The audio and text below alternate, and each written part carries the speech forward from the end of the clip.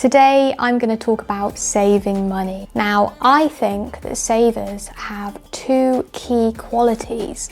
The first quality being that they are comfortable with frugal living and able to resist overspending. Generally, if you've got an earnest and keen desire to save, that's going to be your number one friend, I suppose, in this journey and your best asset to achieving it. Now, secondly, I think that good savers are likely to have a good support network. And by that, I mean people surrounding you. It could be a life partner, it could be family members, it could be a good friend who understands your want to save money and, in other words, is not going to circumvent that progress, but instead help you on your way towards saving. The way the world is today, we are all subject to advertisements, to materialism, and there's also something shinier, something newer, something that it will pique your interest. But essentially, if you can surround yourself with people who don't regularly flaunt these things in front of you and maybe instead are quite mindful not to overspend themselves, then again, you're really on a good track and onto something brilliant. And maybe if you don't have somebody in your life right now that you confide in when it comes to money, or that doesn't necessarily understand your want to save and to be a little bit more mindful and careful about how you spend, then maybe this can be the encouragement for you to go and have that conversation, or to start surrounding yourself with those types of people.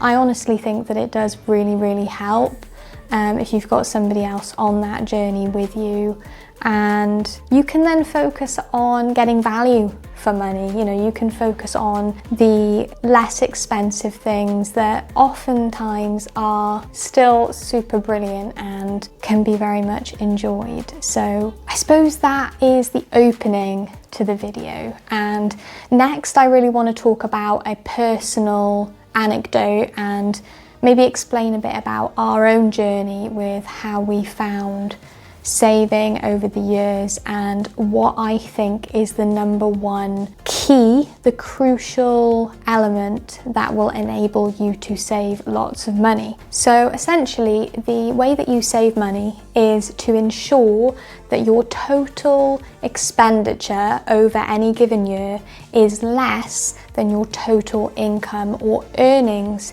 in that year. But something that I found out recently that I got really excited over was that I did an audit of our expenses from 2017 up to September of 2024, and I found that in that early year of 2017, once we had just graduated, our full expenditure for our household was £1,000 a month each.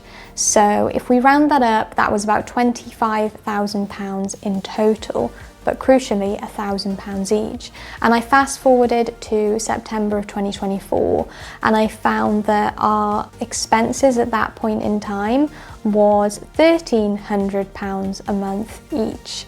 But here's the really crucial thing, is that I used an inflation checker, and I found that £1,000 in 2017 was equivalent to £1,300 in September of 2024. Now, what does that mean? It means we did not fall foul of lifestyle creep. It meant that in real terms, we were spending the same because the currency, the pound, had been devalued over the course of time due to inflation, but essentially the amount that we were spending had not increased over and above the rate of inflation. Now, why do I think that's so cool? Well, I don't think that we have stood still in terms of our standard of living at all.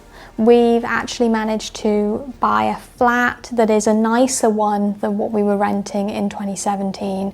And now we've also been able to spend more money. I think we're quite extravagant in the way that we spend on food and we've also had a few really nice fancy kind of trips away and holidays. So basically I don't think we've sacrificed an awful lot, but the thing that we have gained, which is super valuable, is the ability to keep our cost of living quite low and essentially embrace that frugal mindset rather than to experience lifestyle creep, which I think is often the temptation when you're given a pay rise, a promotion.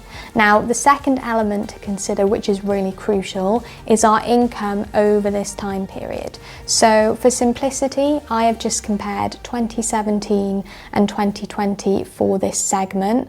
That was before inflation really kicked off and we started to see that £1,000 be worth less and less. And so what I have done is essentially our earnings compared the low point of £30,000 as a combined annual income to the £60,000 that we had just topped in 2020. And after tax, 60,000 is about £50,000. However, our expenditure at that time was still 1,000 each per month, which is 25,000 a year. And so immediately you can see that we're spending in 2020 half of what we are making. And that's, there you go, £25,000 saved. So essentially that is the secret, I think, to the way at least that we have been able to save money. We've not had crazy earning uplift during that time period, but we have been able to keep our expenditure very consistent, and while making sure that we optimize it to focus on the things that we really value. So, you know, we've got a nice apartment and we really enjoy the food that we eat, and so we've put money into the things that give us joy and got really great value as a result. The final thing that I would encourage you to do is, if you do start to save, just don't keep it in your current account. Do a quick search and make sure that wherever you're putting your money, you are getting some sort of return. And I won't advise in this video on exactly how to invest or save, but what I will say is that I googled this a few days ago. The rate of inflation was 4.75, and the best easy access saver that I could find from an interest rate perspective was 4.95. So immediately there, if you do something like this, you just make sure that your well-earned savings don't get eroded by inflation. But yeah, that's what I had to share for today. Thank you ever so much for listening, and I hope to see you in the next video. Thanks again.